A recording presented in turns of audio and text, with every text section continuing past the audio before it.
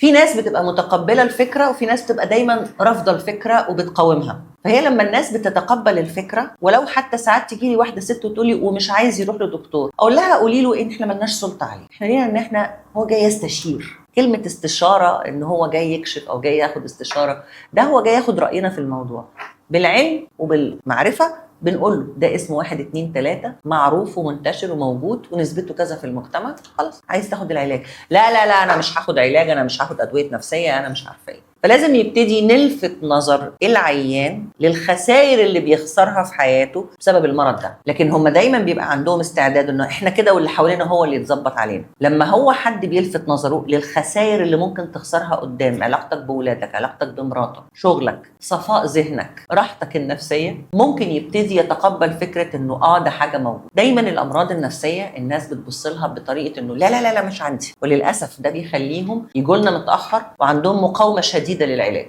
الوضع اتحسن عن زمان بكتير، لكن ما زال في البعض بيجي متاخر. فلما نيجي نشتغل معاهم بياخدوا وقت اطول، فيقول لك ايه انا ما اتحسنتش. لا انت بتتحسن، بس انت مش قادر تشوف ان التحسن ما هواش معناها ان انا I will flip the coin. مش مع اول ما اديلك قرص هنقلب الصوره، فبدل ما كان عليه رقم بقى عليه صوره الملك.